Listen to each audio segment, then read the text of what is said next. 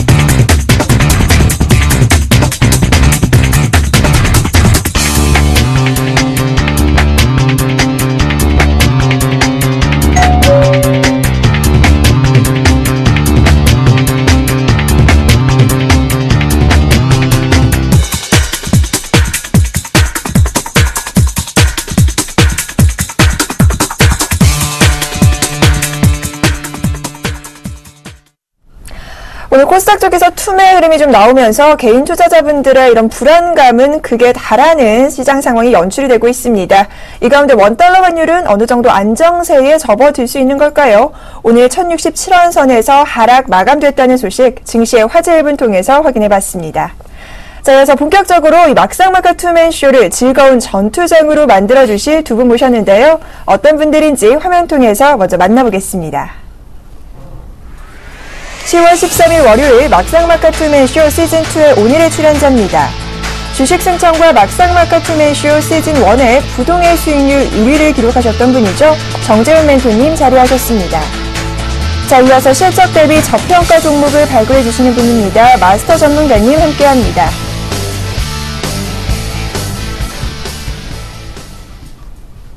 네, 오늘은요, 정재훈 멘토님과 마스터 전문가님과 함께 하도록 하겠습니다. 안녕하십니까? 안녕하십니까? 안녕하십니까?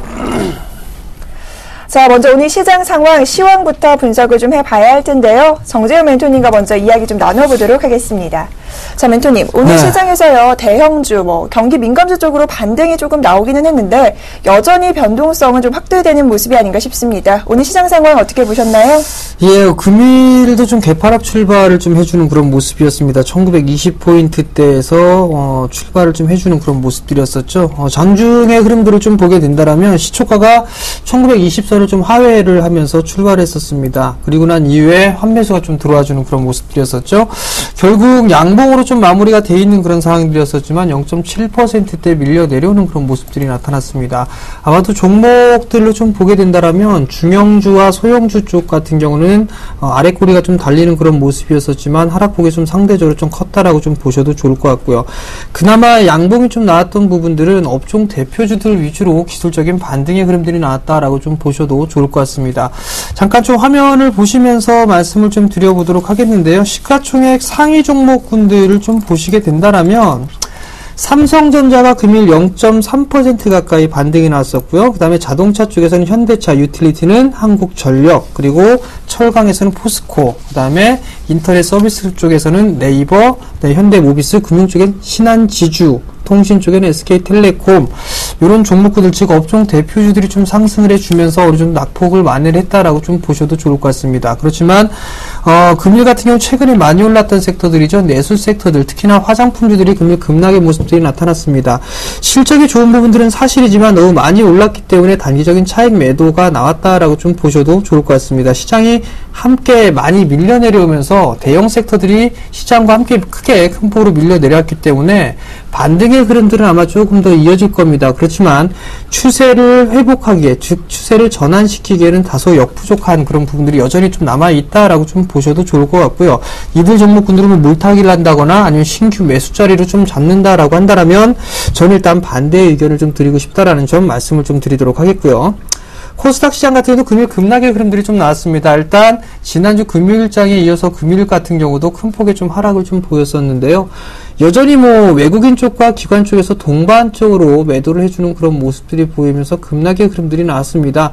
어느 정도 이제 바닥권역이 나왔다라고 좀 보기에는 아직까지는 좀 더 지켜봐야 될 그런 부분들이 남아 있습니다. 다만 동시적으로 좀 매도가 나온다라면 이러한 변동성이 좀 더 커질 수가 있다라는 점, 이 부분들을 좀 체크를 해보셔도 좋을 것 같고요. 근데 대형 섹터보다는 중소형 섹터의 실적이 그나마 좀 괜찮습니다. 금일 같은 경우는 IT 섹터들이 좀 많이 밀려 내려오면서 코스닥도 큰 폭으로 좀 밀려 내려오는 그런 모습들이 좀 보였거든요. 그렇다면 결국에는 경기 민감주 섹터보다는 내수 방어형 쪽 섹터들이죠. 섬유 의복 쪽이라든가 아니면 제약이라든가 의료기기 쪽, 이런 쪽의 흐름들이 좀 나름대로 괜찮은 그런 모습들이 나타나고 있다라는 점, 그러한 모습을 좀 놓고 봤을 땐 이들 종목군들 위주로 좀 지켜보시는 전략이 좀 좋을 것 같고요.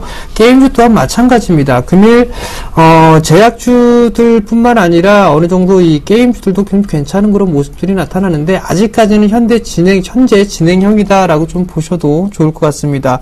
또 한 부분들은 에볼라에 대한 얘기들이 좀 많이 나오면서 급등을 한 그런 제약주들도 있을 것 같은데요. 사실 이들 종목군들 같은 경우는 트레이딩 관점으로 좀 접근을 해야 되는 게 아닌가라고 좀 개인적으로 생각하고 있습니다. 제 투자 원칙 중에 하나가 남들이 좀 안 되는 거를 좀 바라는 거. 그러니까 예를 들어서 구제역 이런 부분들은 떠나서 에이지라든가 이런 얘기들이 있죠. 조류독감 이런 거. 좀 안 좋은 것들이 터질 때 주가가 좀 상승을 해주는 그런 종목군들. 개인적으로는 투자를 좀 안 하는 그런, 선호하고 있는 그런 상황이기 때문에 이들 종목군들 같은 경우는 트레이딩 관점으로 좀 접근을 해야 되지 않을까라고 좀 개인적으로 좀 보고 있고요. 이들 종목군들이 아마도, 내일장에서도 움직이는 그런 모습들이 나타날 겁니다. 트레이딩 관점으로 접근을 하실 수 있는 분들은 그런 종목군들 위주로 좀 접근을 해보시는 전략이 좋겠다라고 좀 말씀을 드리겠습니다. 자, 이어서 마스터 전문가님과도 시황 분석 들어봐야 할 텐데요. 수급 이야기를 또 빼놓고 갈 수가 없을 것 같습니다. 현물 쪽에서는 외국인들의 계속된 매도 공세가 나오고 있고요. 선물 쪽에서는 오늘 그나마 좀 매수 흐름이 나오기는 했습니다. 그동안 판 것에 비하면 좀 미미하기는 하지만 이번 흐름 어떻게 볼 수 있을까요? 네, 외국인들이 현물은 팔고 선물은 매수를 하고, 그러니까 외국인들 입장에서는 참 딜레마입니다. 우리나라 주식시장이 되게 재밌기도 하고 되게 좀 힘들기도 하고 고민에 빠지게, 지금 자리에서는 굉장히 고민에 빠지게 하는 그런 자리죠. 자, 보시면 오늘 외국인들의 수급을 보시면은 코스피 같은 경우에는 3천억, 3,193억 원을 매도를 했죠. 이 얘기는 뭐냐면은요, 실적을 바라봤을 때, 그 다음에 한국의 여러 가지 업종들을 바라봤었을 적에 그렇게 매력적인 섹터가 없다라는 거죠. 반면에 선물은 순매수를 했습니다. 7,396억 원 매수를 했는데요.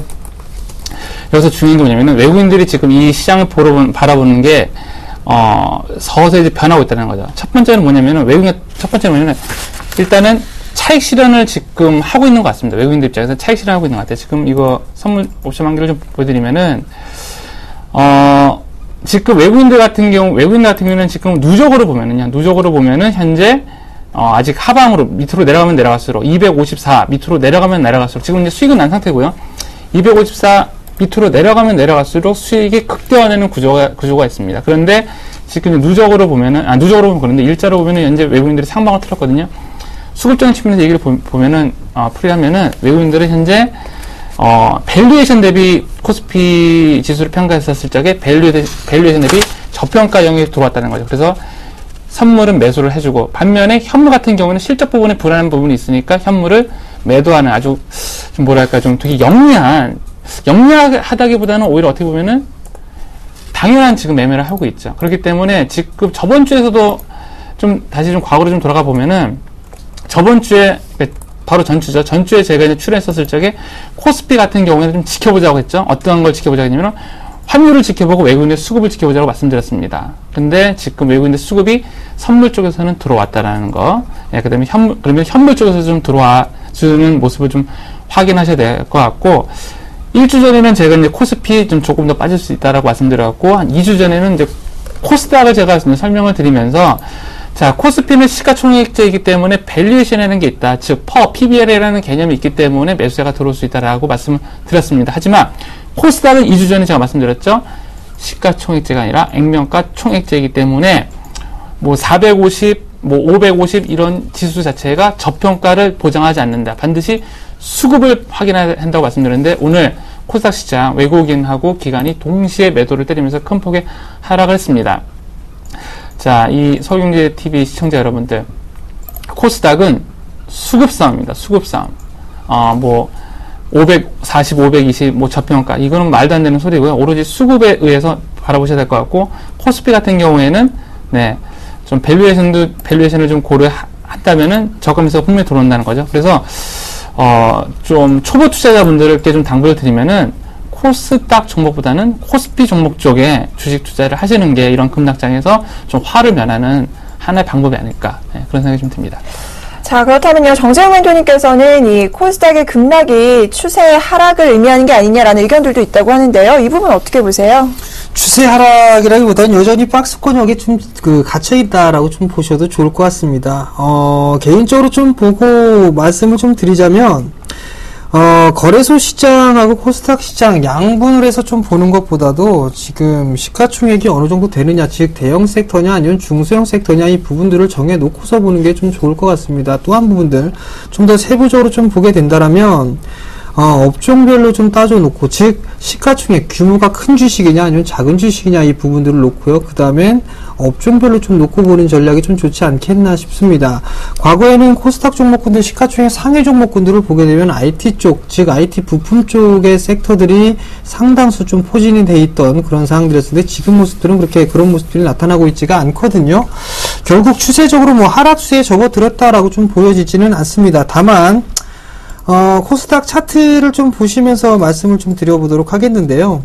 과거의 주가 흐름들을 좀 보게 된다라면 2013년도 권역에서 보게 되면 마치 이러한 모습들이 좀 나타났는데, 이러한 흐름들과 거의 흡사한 모습이다라고 좀 보셔도 좋을 것 같습니다. 여기서 좀 다시 확인해야 될 부분들은 수급적인 부분들을 좀 체크해 보셔도 좋을 것 같은데, 여전히 외국인들은 연 기준으로 해서 매수 기조를 유지를 해주고 있다라는 점, 이 부분들을 일단 포인트로 좀 잡아보시는 전략이 좋을 것 같고요. 아마도 코스닥 시장이 좀 더 밀려 내려오게 된다면 더 밀려 내려올 수도 있을 겁니다. 왜냐면 지금 외국인 쪽과 기관 쪽에서 동반적으로 좀 매도를 지속적으로 좀 나와주게 된다라면 매수에 대한 공백 부분들을 여전히 채워줄 그럴 부분들이 없는 그런 상황들이고요.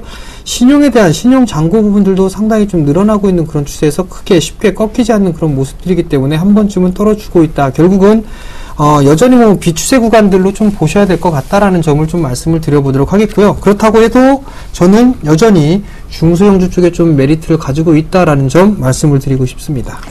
네, 정재훈 멘토님과 마스터 전문가님 조금 상반되는 의견이 아닌가 싶습니다. 앞서서 마스터 전문가님께서는 코스닥보다는 코스피에 좀 접근이 유효하다라고 하셨잖아요. 네. 이 의견에 대해서 어떻게 생각하세요? 네, 코스닥을 만약에 박스권으로 본다고 했었을 적에는 네. 그냥 박스권은 어디가 상단이고 어디가 하단인지 좀 체크를 해본다면은, 지금 주봉으로 코스닥을 좀 잡으면은 상단은 약 580이 되고 하단은 480 정도가 됩니다. 그럼 200포인트 정도가 되는데, 코스닥 시장 자체를 만약에 박스권으로 놓는다고 했었을 적에 그러면은 480까지 떨어질 것이냐라고 했었을 적에는 480까지 떨어질 것까지 기다리면 너무 좀 잔인한 것 같고요. 그러면 언젠가는 좀 반등이 들어와야 되는데, 지금 수급적인 측면에서 외국인들 입장에서는 코스닥보다는 이제 코스피로 좀 들어올 확률이 더 많을 거라고 생각이 되고요. 또 하나 좀 팁을 하나 좀 이 자리에서 좀 설명 좀 드리고 싶은데, 네. 이 차트를 코스닥 같은 경우는 저 같은 경우는 차트를 딱 하나 띄웁니다. 3일선 하나 띄웁니다. 3일선 하나 띄워놓고 3일선 꺾이면은 매도를 합니다. 3일선. 그러니까 우리나라는 박스권은 580대를 못 넘어서 계속 넘어지고 그랬거든요. 그래서 지금 이 방송을 보시는 그 시청자 여러분들, 코스닥 업종 차트 분석하실 때 주봉상에서 3주선이 되겠죠. 3주선 꺾기 시작할 때는, 그때는 뒤도 안 돌아보고 매도하시기 바랍니다. 그냥 감으로 이쯤 됐으면 많이 내렸으니까 올라갈까 하다가 낭패를 정말 많이 보시거든요. 하나 더 좀 추가를 말씀드리면은, 코스닥을 지금 뭐 박스권 장사를 하고 묶어두고 만약에 매매를 하게 되면은 상하단 폭이 200포인트가 넘기 때문에, 코스닥 지수 200포인트 만약에 내려가게 되면 깡통 차는 종목들 굉장히 많습니다. 그렇기 때문에 코스닥 같은 경우에는 절대적으로 손절선을 지켜주시고, 그 다음에 수급, 정말 수급이 중요합니다. 수급이 중요하고, 하나 더 팁을 드리면은, 외국인이나 기관들이 만약에 팔아서 지금 이 시장이 무너진다라고 했었을 적에 그 와중에도 매수하는 종목은 분명히 있습니다. 그런 종목에다가 좀 섹터보다는 종목 쪽에다가 포커스를 두는 게 지금 시장에서는 더 유리한 전략이라고 생각이 됩니다. 네, 이렇게 해서 시황 분석과 함께 이번 한 주 시장을 대비한 전략 챙겨봤습니다. 자, 이어서 이슈 토크 배틀 시간입니다. 시장의 먹잇감을 한 발 앞서서 확인해보는 시간이죠. 어떤 이슈가 오늘 선정됐을지 화면 통해서 만나보겠습니다.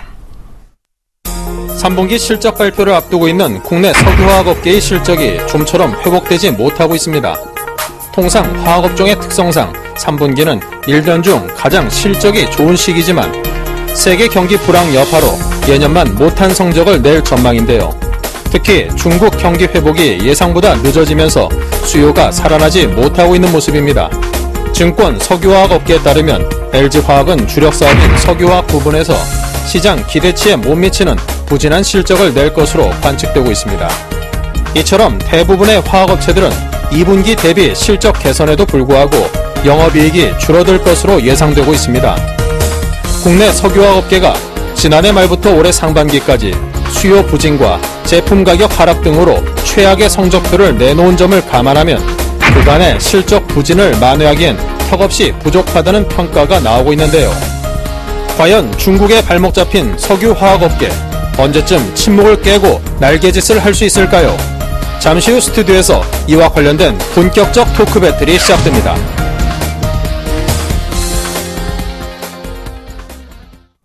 네, 오늘 이슈토크 배틀 주제는요, 화학업종과 관련된 이야기입니다. 통상적으로 3분기가 실적이 가장 좋다라고는 하는데 2분기 대비 나아진다고는 해도 영업이익은 여전히 적자 수준일 것으로 이야기가 나오고 있는데요. 이렇게 화학업종의 부진이 이어지고 있는 이유, 이부터 살펴보도록 하겠습니다. 먼저 정재현 멘토님 도와주시죠. 예, 화학 섹터들을 좀 보게 되면 대체적으로 뭐 중국 관련주다라고 좀 보셔도 좋을 것 같습니다. 일단 뭐 과거의 조선 섹터나 아니면 화학, 철강, 기계 이러한 섹터들이 뭐 중국 관련주다라고 좀 분류가 되어 있는 그런 모습들인데요. 지금 현재 상황에서는 뭐 중국 관련주로 좀 분류가 되기보다는 중국으로 인해서 화학 섹터들이 좀 안 좋은 그런 모습들이 나타난다라고 좀 보셔도 좋을 것 같습니다. 여러 가지 좀 요인들이 있는 것 같습니다. 첫 번째 뭐 중국에 대한 수요 둔화에 대한 얘기들을 좀 빼놓을 수가 없을 것 같은데요. 우리나라 같은 경우를 보게 되면 화학 부분들에 있어서 수출의 약 60% 정도를 중국 시장 쪽에 수출을 해주고 있는 그런 상황들인데요. 수요가 둔화가 되고 있는 그런 모습들이 나타나면서 매출이라든가 이런 부분들이 당연스럽게 줄어들 수밖에 없는 구조다라고 좀 보셔도 좋을 것 같고요. 따라서는 뭐 실적에 대한 부분들까지도 안 좋은 그런 모습들이 나타날 수가 있을 겁니다. 그렇다면 결국에는 옛 영광을 좀 누리기는 힘들다라고 좀 보셔도 좋을 것 같은데 그 두 번째 부분들이 중국에 대한 자금률이 좀 증가가 될 것이다라는 부분들입니다. 아마도 이게 2분기 때 초에 기사가 한 개 나온 부분들이 있었는데요. 중국 쪽에서 대규모 산업단지를 조성할 것이다라는 그런 기사거리가 한번 나온 적이 있었습니다. 이미 그 자리대에서만 있었어도 화학 섹터들 같은 경우는 크게 급락이 나오거나 그런 부분들은 없었는데 결국엔 산업재들 같은 경우를 점차적으로 이제 자급자족하게 하겠다라고 한다면 우리나라에서 당연스럽게 수입을 줄이겠다라는 얘기거든요. 그렇다는 얘기는 우리나라의 기업으로 놓고 봤을 때는 좀 타격을 입을 수밖에 없다라고 좀 보셔도 좋을 것 같습니다. 그뿐만 아니라 ELS에 대한 상품까지도 후유증을 좀 가지고 있다라고 좀 보셔도 좋을 것 같은데 ELS 상품 같은 경우 상당히 좀 많이 있었습니다. 락인이 최근에 좀 얘기가 많이 났었죠. 7월 달에 락인이 되는 그런 종목군들이 많이 있을 것이다. 뭐 이런 얘기들이 있었는데 과거에 2008년도 때죠. 금융위기 때 락인 사태가 한번 발생을 하고 난 이후에 바닥을 찍고 나서 ELS가 나름대로 좀 선전을 해주는 그런 모습들이 나타났습니다. 그러면서 기초상품을 종목으로 한 이후에 상당히 좀 발행을 많이 했었죠. 그러고 난 이후에 줄줄이 다 밀려 내려오는 그런 모습들이 나타났단 말이죠.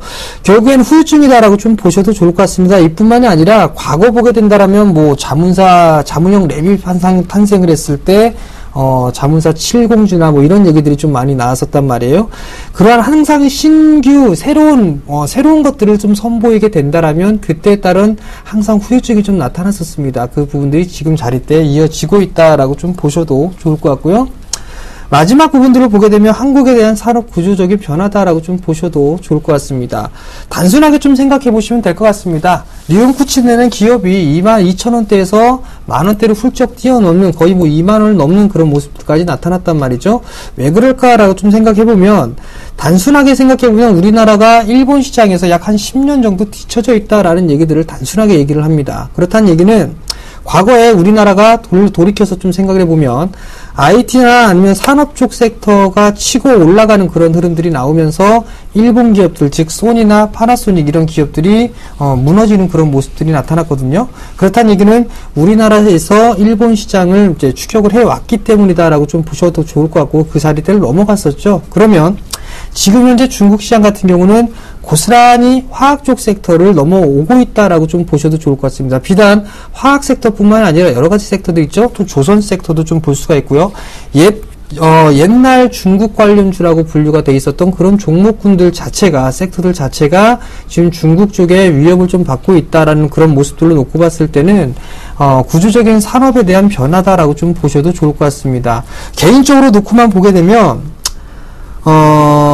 그냥 저만의 생각이겠지만 이 30대 기업 중에 분명히 도산하는 기업이 분명히 생겨날 것이다라고 저는 개인적으로 생각을 하고 있습니다. 그만큼 경쟁력이 약화가 될 수밖에 없는 부분들이고 치킨 게임을 또다시 해야 된다라는 거 종목으로만 보게 된다면 OCI를 좀 대표적으로 좀 볼 수가 있을 겁니다.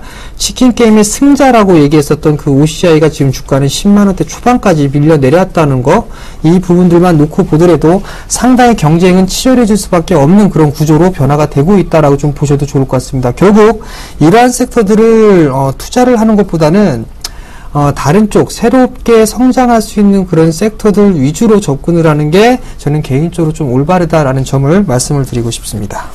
네, 또 석유화학 이야기를 하면 이 유가 얘기를 안 할 수가 없을 텐데요. 유가 하락이 이어지면서 이 원자재에 관련된 가격 부담은 줄었는데 여전히 중국 경기가 살아나지 않아서인지 수요 부분은 더디기만 합니다. 이 부분을 또 확인해 보고 가야 될 텐데요. 앞서서 정재훈 멘토님도 좀 언급을 해주셨는데 그렇다면 마스터 전문가님께서도 석유화학 이전의 영광을 좀 누리기는 어려운 걸까요? 많이 어렵죠. 네. 결론적으로 말씀드리면 좀 많이 어렵다고 좀 말씀을 좀 드리고 싶습니다. 제가 좀 준비한 화면이 있는데 화학 개통도를 좀 석유화학 산업의 개통도를 좀 보이고 좀 말씀 좀 드리고 싶은데요. 네. 이 원유를 이제 끓여다가 이제 여러 가지 제품들이 부산물들이 나옵니다. 그 중에서 이제 가솔린이라든가 뭐 등의 경우들을 추출하는 거를 우리가 흔히 말하는 석유 산업이라고 하는 거고, 거기서 이제 납사, 즉 나프타라는 게 나오죠. 나프타를 이용해서 여러 가지 제품들을 이제 생산했는데 그 여러 가지 제품들이 나옵니다. 그래서 폴리에틸렌 계열, 폴리프로필렌 계열, 그 다음에 BTX 계열, 그 다음에 부타디움 이렇게 나오는데, 흔히 말하는 폴리에틸렌 계열, 이것들이 뭐냐면은, 우리가 이제 흔히 말하는 그 가전제품의 그 외형을 담당하는 그런 제품을 많이 만듭니다. 제품 만드는데 씁니다. 지금 여러분들 화면에 보고 계시는 컴퓨터 노트북의 껍데기라든가 아니면은 뭐 냉장고 가전의 껍데기, 뭐 그런 것들을 많이 쓰이는데 폴리에틸렌 계열이 쓰인다는 거죠. 그런데 이게 참 재밌는 게 뭐냐면은 이 셰일가스가 튀어나오면서 석유화학을 만드는 석유화학 회사들의 어떤 커다란 기회가 될 것이다 라고 했는데, 실은 셰일가스가 나오면서 석유화학의 그 산업이 되게 힘들어집니다. 왜냐면은 셰일가스를 통해서 폴리프로필렌 계열, 그러니까 계열들의 그 제품들이 나오기 시작했거든요. 또 하나, 또 어렵게 만드는 가장 근본적인 요인은 뭐냐면은 중동에 있습니다.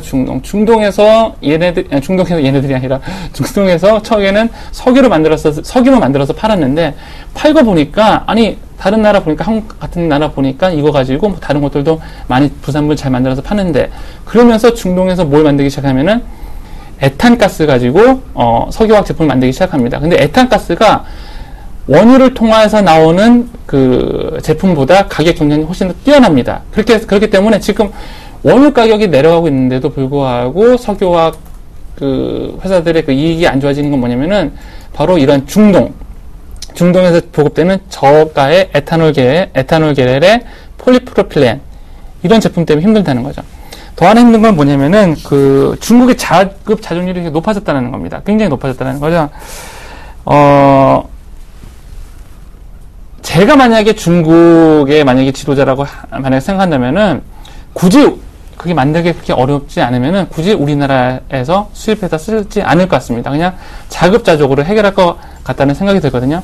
결론적으로 말씀드리면은 지금 석유화학 같은 경우에는 굉장히 힘든 그런 위치에 있다는 거죠. 중동산 저가 에탄올 폴리프로필렌 계열의 제품들이 지금 쏟아져 나오고 있고, 그 다음에 중국 내에서도 자금률이 높아지고 있고요. 그 다음에 또 셰일가스의 영향도 있고, 또 하나, 중국의 경기가 좀 좋아져야 되는데, 중국의 경기가 2009년에서 2011년도에, 소위 말하는 뭐 차화정에서 막 올라갔었을 적에, 그때는, 경제 성장률이 연평균 11%를 육박하는 그런 고도의 경제 성장을 이루었는데, 지금은 7%대도 간당간당하기 때문에, 화학주 입장에서는 지금 정말 첩첩산중이죠. 바라볼 곳은 글로벌 경기가 전체가 확 좋아지는 건데, 그러긴 좀 힘든 상황이 아닌가. 그래서 지금 화학주를 제가 좀 하나 더 추가로 말씀드리고 싶은 거는, 특히 초보 투자자분들이 많이 빠져서 사는 경우가 굉장히 많습니다. 이게 뭐 30만원인데 지금 15만원 밖에 안 하네? 전에 60만원인데 뭐 20만원 밖에 안 하네? 그러다가 저가 매수로 들어갔다가, 힘들어지는 경우가 많거든요. 그렇기 때문에 밸류에이션 대비 뭐 저평가일 수는 있습니다. 하지만 실적 대비 저평가는 절대로 아니고 성장성도 지금 굉장히 어둡고 여러 가지로 힘든 상황이기 때문에 지금 장에서는 좀 한동안, 당분간이 아니라 한동안 좀 긴 시간 동안 화학 쪽 섹터는 좀 멀리 해야 되는 게 아닌가라는 생각이 듭니다.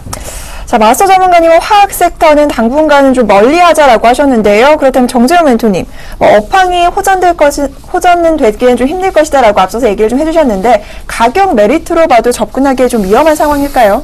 네, 그냥 낙폭과대 수준이 아닌가라고 좀 판단을 하고 있고요. 낙폭과대에 따른 기술적 반등 수준은 좀 나올 수가 있을 것으로 좀 보여집니다. 다만 이제 투자 관점으로 좀 보게 된다라면, 섹터마다 조금 다른 그런 모습들이 나타나지 않을까라고 좀 판단을 하고 있는데요. 예를 들어 투자 관점으로 좀 보게 된다면 포트폴리오가 좀 다변화가 되어 있는 그런 섹터들 같은 경우는 괜찮을 것으로 좀 예상을 합니다. 대표적으로 효성이라는 기업을 좀 둘 수가 있겠죠. 타이어 코드라든가 여러 가지 좀 사업 부분들을 영위하고 있기 때문에 중공업 쪽이라든가 이런 부분들을 영위하고 있기 때문에 이런 종목군들은 아무래도 좀 선택을 받을 수 있는 그런 종목이 되지 않을까라고 좀 보여지고요. 다른 종목 같은 경우는 대한유화 같은 경우도 좀 둘 수가 있을 겁니다. 대표적인 자산주로 좀 볼 수가 있을 것 같은데 아마도 대한유화 같은 경우는 3분기 어닝 서프라이즈를 좀 예상을 하고 있는 그런 상황들입니다. 에틸렌에 대한 공급 부족, 이 공급에 대한 부분들이 상당히 좀 타이트하게 진행이 되고 있고요. 지금 에틸렌 가격이 200불대 중반권역에 있다가 지금 현재는 500불대 후반권역에 좀 거래가 되고 있는 그런 상황들이기 때문에 이 타이트한 부분들은 조금 더 이 대한유화가 좀 더 성장을 할 수 있는 그런 모멘텀으로 좀 작용할 수 있을 것이다 라고 좀 보셔도 좋을 것 같습니다. 결국엔 이러한 종목군들이 만약에 선정을 하게 된다면 효성이나 대한유화 같은 이런 종목군들 위주로 좀 포트를 편입을 하는 것이 한번 좋을 것으로 좀 생각이 들고요. 역배열권역에 있는 종목군들은 가급적이면 조금 피하시는 전략이 어떨까라는 점 말씀을 드리도록 하겠습니다. 네, 그나마 화학 섹터에서 접근해 볼 만한 옥석 가리기를 좀 해주셨는데요. 그렇다면 마스터 전문가님, 신규적으로 접근하기에는 위험하다라고 하셨지만 보유하고 계신 분들은 어떻게 관리를 좀 해봐야 할까요? 그게 참 제일 골치가 아프죠. 보유하신 분들은. 자, 외국인들은 아마 환율이 좀 어느 정도 안정화되고 그다음에 선물 쪽에서 차익 거래가 만약에 이제 발생하게 되면은 외국인들 입장에서는 좀 님도 보고 뽕 뒀다는, 즉 환율에 대한 이익도 챙기고 대형주를 쉽게 들어가서 단기간에 소위 말하는 단타를 치고 날 수 있는 섹터 중에 하나가, 즉 커다란 돈을 쉽게 오고 가고 현금 인출기처럼 오고 갈 수 있는 섹터가 화학, 철강, 조선 이런 주식이거든요. 그러니까 이런 주식에 잠깐 수급이 들어왔어서 이렇게 반짝할 겁니다. 왜냐하면 밸류에이션이라는 게 있기 때문에 밸류에이션 대비 좀 저평가된 부분이 있거든요. 특히 롯데케미칼 같은 경우는 PBR이 1도 안 됩니다. 자, 그런 섹터들 잠깐 반짝거릴 때 그때 좀 일부 현금을 확보하셔서 다른 섹터, 다른 업종, 다른 종목으로 좀 돌리시는 게 좋을 것 같고요. 많이 빠졌으니까 언젠가 올라가겠지라고 하시면은 굉장히 좀 마음고생을 좀 오랫동안 하실 것 같습니다. 업황이 굉장히 안 좋습니다. 자, 이렇게 해서 석유화학 섹터에 관련된 부분 오늘 이슈 토크 배틀 주제로 살펴봤는데요. 두 분의 의견 화면 통해서 정리해 드리겠습니다. 자, 오늘 주제는요, 중국의 발목 잡힌 석유화학업계 침묵 깨고 날개짓을 이어갈 수 있을까라는 주제로 살펴봤는데요. 먼저 정재훈 멘토님의 의견입니다. 산업의 구조적인 변화를 인지하자라는 말씀 챙겨주셨고요. 마스터 전문가님께서는 탈출구 없는 석유화학 매수는 금지다라는 시각 말씀해 주셨습니다.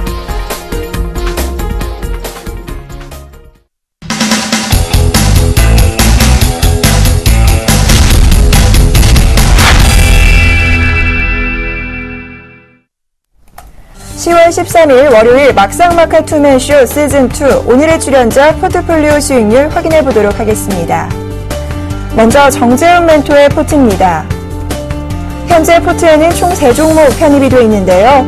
그중 KG ETS가 시세 탄력 부진으로 내일장 매수가에 매도 의견 주셨습니다. 내일장 전략에 착오 없으시길 바랍니다. 다음은 마스터 전문가의 포트입니다. 썬데이투즈가 오늘장 7.35%의 높은 상승률 기록을 했습니다. 현재 포트에는 7.6%의 수익률 확인되는 모습입니다. 자, 이번에는 포트폴리오 수익률 베스트입니다. 먼저 2위는 이관욱 멘토의 신원이 16.7% 기록하고 있습니다. 3위는 최명성 전문가의 제일바이오가 오늘장 가격 제한폭까지 상승하며 13.4%의 수익률로 단숨에 3위 자리에 올랐습니다. 4위는 나이산더 전문가의 중앙 백신이 11.9%를, 5위는 마스터 전문가의 썬데이 토즈가 새롭게 순위권에 오른 모습입니다. 자, 그렇다면 오늘장 막상막하 투맨쇼 시즌2의 수익률 베스트 1위, 과연 누가 차지했을까요? 조민규 멘토의 유닛 테스트가 43.3%의 수익률입니다. 오늘같이 힘든 장에서도 1위 자리 지켜내고 있는 모습이네요. 자, 이번에는 누적 수익률 베스트입니다. 1위에는 조민규 멘토가 40.6% 기록하고 있고요. 2위에는 최명성 전문가가 15%의 수익률로 새롭게 상위권에 올라와 있는 모습입니다.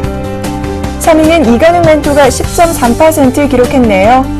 자, 과연 내일장에서는 어떠한 순위 변동이 있을까요?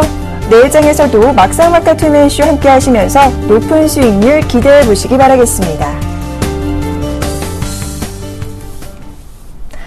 자, 앞서 저희가 수익률 확인을 좀 해보고 왔는데요. AS 시간 먼저 가져봐야 할 것 같습니다. 자, 먼저 정재훈 멘토님, 시장이 좀 어려워서일까요? 총 3종목 편입이 되어 있는데 3종목 모두 마이너스권입니다. 이 부분 어떻게 유쾌하게 답변을 좀 해주셔야 할 것 같아요. 네, 시장이 빠졌으니까 같이 빠진다라고 좀 보셔도 좋을 것 같습니다. 뭐 손실이 난다고 해갖고 뭐 크게 걱정을 하거나 뭐 우려하고 있지는 않은데요. 일단 한 종목 한 종목 좀 말씀을 드리도록 하겠습니다. 자, 먼저 KGETS를 한번 보도록 하겠습니다. 금일 장중에 좀 보시게 되면 약 한 7% 가까이 좀 밀려 내려왔는데요. 지난주에 말씀을 드렸을 때, 지난주나 이번 주에 좀 매도를 하겠습니다. 라는 부분들까지 좀 말씀을 드렸을 겁니다. 근데, 그냥 매도는 안 할 겁니다. 매수가 위에서 충분히 매도를 할 수가 있을 겁니다. 아마, 내일장에 못 움직여도 5,900원대 위로는 아마 올라갈 겁니다. 그 부분들을 이용을 해서 일단 포트를 좀 제외를 하도록 하겠고, 이게 안 좋아서 매도를 하는 부분들이 아니라, 그 막상막하 투맨쇼 마지막 부분들의 포트를 이 종목으로 좀 운용을 했다라는 그 얘기가 있었기 때문에 일단 다른 종목군들로 좀 말씀을 드리고자 포트를 좀 제외하고 있는 그런 부분들이니까요. 그 점 좀 참고를 하시면 좋을 것 같고요. 만약에 매수가 위로 도달하지 않는다라면 매도를 하지는 않겠습니다. 즉, 손실을 보면서 매도할 이유는 없다라고 좀 보셔도 좋을 것 같고요. 그렇기 때문에 매수가 위에서는 충분히 매도를 할 수가 있으니까 그 점 참고를 하시기 바랍니다. 자, 다음 종목은 SH에너지화학이죠. SH에너지화학이 금일 4%대 밀려 내려오는 그런 모습들이 좀 보였습니다. 거래량이 조금 서서히 좀 감소가 됐다가 금일 조금 늘어나는 그런 모습들이 나타났었는데요. 오늘도 4% 정도 좀 밀려 내려오는 그런 모습들이 나타났습니다. 아마 3분기 때 실적이 좋을 겁니다. 좋을 부분들이기 때문에 일단은 보유 관점 그대로 유지해도 좋다라는 점을 말씀을 드려보도록 하겠고요. 지난주 시간에도 뭐 1,000원 부근에 오게 된다면 그 부분부터는 분할 매수 포인트로 좀 잡아도 좋습니다라는 부분들까지 좀 말씀을 드렸을 겁니다. 일단 상반기에 대한 실적 부분들만 보더라도 이미 2013년도에 실적을 뛰어넘었던 그런 부분들이고요. 그리고 3분기 때 실적도 좋아질 수 있을 것이다 라는 부분들을 말씀을 드리는 거는 정부 정책에 따른 수혜입니다. 그 부분들이 충분히 이 SH에너지화학이 추가적으로 바닥을 다지고 난 이후엔 상승을 할 수 있는 그런 원동력이 좀 될 수가 있기 때문에 크게 걱정을 안 하셔도 좋을 것 같고요. 만약에 관심이 있으신 분들은 충분히 매수 포인트를 좀 잡아도 좋겠다라는 점 말씀을 드리도록 하겠습니다. 자, 다음 종목입니다. 다음 종목은 대림비행코라는 종목이 있죠. 3,585원, 오늘 3.76% 밀려 내려오는 그런 모습들입니다.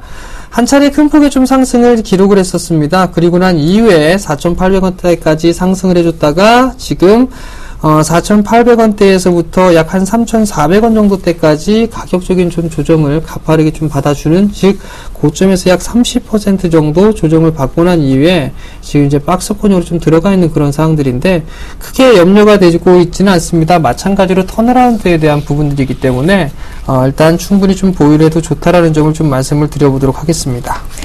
자, 이어서 마스터 전문가님과도 AS 해봐야죠. 썬데이 토즈는 7% 수익을 내고 있습니다. 자, 그렇다면 캐스트 코리아는 반면 좀 밀리는데요. 캐스트 코리아부터 좀 살펴보죠. 네, 지난주에 캐스트 코리아 설명하면서 네. 나쁜 사람이 되었을 거라고, 이거 매수하신 분들은 나쁜 사람이 되었을 거라고 말씀을 드렸는데 현재 4.5% 손실 중입니다. 고민이 굉장히 많습니다. 왜냐면은 기업 자체가 변한 건 없습니다. 환경 자체가 변한 거 없습니다. 캐스트 코리아는 성장하는 산업, 그 다음에 성장하는 그 업종에 속한 종목이거든요. 기업 자체 변한 거 없고 시장도 변한 게 없어요. 단지 코스닥 시장이 무너졌기 때문에 캐스텍 코리아도 함께 무너진 거거든요.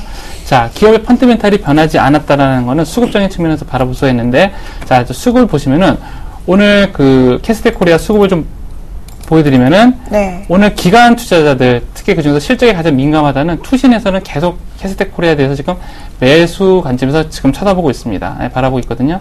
그렇기 때문에 캐스텍 코리아, 지금 조금 4.5% 정도 밀리고 있는데요. 시당초 이 종목을 추천했을 때 손절가를 8,500원이었습니다. 그렇기 때문에 8,500원 오기 전까지는 그냥 홀딩 하시는 전략을 취해드릴 수 있습니다. 아무것도 변한 건 없습니다. 단지 코스닥 시장이 좀 어려워질 뿐입니다. 자, 그 다음에는 썬데이 토즈를 좀 설명 좀 드리도록 하겠습니다. 썬데이 토즈를 매수하신 분들에게는 제가 지금 참 좋은 사람이 되겠네요. 7.6% 수익을 내고 있으니까. 썬데이 토즈 말씀드렸죠. 실적 대비 저평가라고 말씀을 드렸습니다. 실적 대비 저평가. 초보분들 만약에 주식 투자하셨을 적에 4,000원 정도 하던 종목이 23,000원이면 거의 4배, 5배가 올랐는데 이 종목이 어떻게 저평가냐. 차트를 봤을 때 너무 올라간 것 같죠. 하지만 썬데이 토즈가 가지고 있는 성장성에 비하면 아직도 썬데이 토즈 같은 경우는 굉장히 싼 구간입니다. 분명히 썬데이 토즈는 라인으로 인해서 모멘텀을 받고 올라갈 것이라고 말씀드렸는데 오늘 라인으로 인한 플랫폼을 이용한 게임 시장 진출을 확대한다고 해서 7.6% 올라갔고요. 자, 수급을 좀 보여드리면 자, 지금 썬데이 토즈 같은 경우는 오늘 또 외국인들이 대량 매수를 했죠. 자, 외국인들이 왜 매수를 했을까? 외국인들 절대로 차트 보고 매수하는 게 아닙니다. 업종, 업황, 실적, 성장성을 보고 매수를 합니다. 썬데이 토즈는 비록 4,500원에서 2만원 이상 올라갔지만 앞으로 더 올라갈 겁니다. 목표 주가는 25,000원 말씀드렸는데요. 25,000원대까지 홀딩 하시기 바랍니다. 자, 이렇게 두 분의 포트에 담긴 종목 AS에 봤습니다. 자, 이번에는요, 내일 히든카드가 될 만한 종목 확인해보는 시간이죠. 어떤 종목 갖고 오셨는지 먼저 화면 통해서 만나보겠습니다. 자, 먼저 정재훈 멘토의 종목입니다. 오늘 한전산업 갖고 오셨네요. 추천 포인트 살펴보도록 하죠. 시장 하락에 따른 대안주로 손꼽힐 수 있고요. 안정적인 수익 구조를 유지하고 있다라는 부분 챙겨주셨습니다. 자, 이어서 마스터 전문가님의 종목 살펴봅니다. S&T 모티브 갖고 오셨네요. 추천 포인트 살펴보죠. 변속기용 오일 펌프의 매출이 발생하고 있고 또 외국인과 기관 안정적인 수급이 유지되고 있다라는 부분 장점으로 꼽아주셨습니다. 자, 이렇게 해서 두 분의 히든카드 종목 먼저 화면 통해서 선 공개가 됐는데요. 보다 자세한 이야기 정재훈 멘토님 종목부터 확인해 보도록 하죠. 네, 제가 오늘 제안해드릴 종목은 한전산업이라는 기업입니다. 최근의 흐름들을 좀 보게 되면 경기 민감주들이 큰 폭의 좀 하락을 지속을 해주고 있고요. 추세를 돌려주지는 못하고 있는 그런 상황들입니다. 아마도 시장에 좀 반등이 나오는 그런 흐름들이 전개가 될 겁니다. 그렇다면 많이 빠졌어 있던 낙폭과대주들, 즉 대형 섹터들이 어느 정도 기술적인 반등의 흐름들이 나올 수가 있는데요. 그런 종목군들이 반등이 나올 때 조정을 받을 때 매수를 할 수 있는 그런 기업이 한전산업이 아닌가라고 좀 보셔도 좋을 것 같습니다. 즉 시장에 대해서는 어느 정도 경기 민감 섹터보다는 내수주 쪽이라든가 유틸리티 섹터들 이런 종목군들이 나름대로 좀 지수보다는 좀 선방을 하고 있는 그런 상황들이기 때문에 충분히 좀 관심을 가져도 좋겠다라는 점이 첫 번째 포인트로 좀 보셔도 좋을 것 같고요.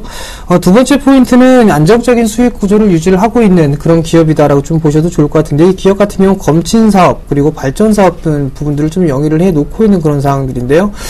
사실 이 한국전력이 날씨가 추웠을 때 4분기 때와 그 다음에 1분기 때 실적이 좀 좋아지는 그런 모습들이 나타나고 있고 또 한 부분들은 일단 온도가 올라갔을 때 무더위가 좀 지속이 될 때 이런 부분들이니까 뭐 3분기 정도가 좀 됐겠죠. 그런 부분들이 실적이 자연스럽게 좀 연결이 되면서 차분하게 좀 좋아질 수 있는 즉 그 급등락이 좀 나와주는 그런 모습들보다도 안정적인 그런 실적이 좀 나올 수 있다라는 점을 좀 포인트로 잡으셔도 좋을 것 같습니다. 또 한 부분들은 금일 같은 경우는 외국인 쪽과 기관 쪽에서 양매도로 좀 매도를 해주고 있는 그런 모습들이고 거래소 시장 같은 경우는 기관 쪽에서 좀 매수를 해주고 있는 그런 모습들입니다만 크게 받쳐주지는 못하고 있는 그런 상황들이죠. 그렇지만 이 한전산업 같은 경우는 기관 쪽에서 꾸준하게 좀 매수를 해주고 있는 그런 종목이기 때문에 나름대로 이 하방 경직을 좀 보일 수 수 있다라는 점을 좀 포인트로 맞추셔야 될 것 같고요. 마지막 부분들 보게 되면 이제 10월 달부터 보게 되면 배당에 대한 부분들을 좀 신경을 쓰셔야 될 것 같습니다. 이 한전산업 같은 작년 부분들 2013년도 기준으로 보게 되면 4%가 넘는 배당을 좀 보였었고요. 3년 평균으로 따져보게 되면 3%가 넘는 그런 배당을 좀 주는 그런 기업입니다. 결국엔 배당까지 좀 염두를 해두게 된다라면 충분히 투자할 만한 그런 메리트가 있다라고 좀 보셔도 좋을 것 같고요. 그 다음에 지금 현재 시장이 이렇게 썩 좋지가 않은 그런 부분들이기 때문에 대안적인 성격으로 좀 봤을 때는 이 한전산업을 관심 있게 좀 보셔도 된다라고 좀 말씀을 드리도록 하겠습니다. 네, 4가지 정도 추천 포인트 잡아주셨네요. 이번에는 마스터 전문가님과 종목 살펴봐야 할 텐데요. 자동차 부품주 갖고 오셨네요, 오늘. 네, 자동차 부품주가 좋죠. 네, 추세가 살아있는 종목입니다. 제가 그 현물도 하고 선물도 하는데 현물은 절대적인 원칙이 하나 있습니다. 바로 원칙이 뭐냐면 3박자가 맞아야 됩니다. 추세, 실적, 수급 3박자가 맞아야 수익을 주거든요. 썬데이 토즈도 그랬고 캐스테코리아도 그런 종목입니다. SN모티브를 일단 추세서부터 좀 확인해 보도록 하겠습니다. 일단 추세가 살아있다라는 거는 이제 차트를 좀 설명드리면 21선 우상향, 61선 우상향이죠. 61선이 우리가 보통 차트 분석할 때 실적선입니다. 왜 61선이 실적선이냐면은 실적 분기 마감을 3개월 동안 하죠. 3개월 동안 하고 그게 차트로 옮겨졌을 적에는 토요일을 빼니까 60일이 실적에 가는 겁니다. 즉 차트상에서 60일 이동평균선이 우상향이라는 얘기는 뭐냐면 바로 실적 부분이 좋아지고 있다는 것을 차트가 말해준다고 생각하시면 됩니다. 자, 추세로 확인했고요. 그 다음에 수급을 보도록 하겠습니다. 자, 외국인과 기관의 그 쌍끌이 매집을 하고 있습니다. 외국인은 9월 23일서부터 매집이 들어오고 있고요. 그 다음에 투신, 실적에 가장 민감한 투신도 들어오고 있고, 연기금도 들어오고 있습니다. 자, 제가 그 방송 초반에 말씀드렸죠? 외국인과 기관이 팔고 있어서 주가가 하락을 하고 있다면 그 반면에 사고 있는 종목을 사라. 이게 수급 공략의 키포인트입니다. 자, 수급도 괜찮고. 자, 그러면 이제 실적 부분을 제가 좀 말씀을 좀 드려야 되는데, 그 SN모티브가 하는 일이 주로 뭐냐면은 이제 샤시, 자동차 부분 샤시라든가 모터, 그 다음에 그 전장산업, 그 다음에 방산산업도 합니다. 크게 포인트 한 3가지를 좀 말씀드리면은, 자, GM대에다가 지금 납품을 하고 있는데, 올해는 250억인데, 내년서부터는 오일펌프가 1000억 원으로 예상이 되어집니다. 그 다음에 하이브리드 차량에다가도 지금 현재 납품 예정이고, 현대 기아차 K5, K6 그랜저 하이브리드에도 지금 현재 납품이 되어질 예정입니다. 독점으로 납품되고요. 또 하나, K2 소총이 지금 현재 그 노후화됐는데 그 교체도 이루어질 거고, 그 다음에 K11, 이게 폭파가 됐었는데, 그래서 지연이 됐는데, 그것도 다시 재개가 될 예정입니다. 호재가 좀 겹겹이 있고요. 마지막으로, 장사가 안 되는 그 자회사가 있었습니다. SNTC, 요 회사를, 매각을 했거든요. 그러니까, 구조조정도 어느 정도 성공적이고, 그 다음에 앞으로 실적 모멘텀들이 계속해서 발생되어지는, 그런 종목이 SN모티브라서 소개시켜드리고 싶어서 나왔습니다. 예. 자, SN모티브요. 실적, 추세, 수급까지 3박자가 골고루 잘 이루어졌다라고 하셨는데, 그렇다면 정재훈 멘토님, 좀 우려되는 사항은 없을까요?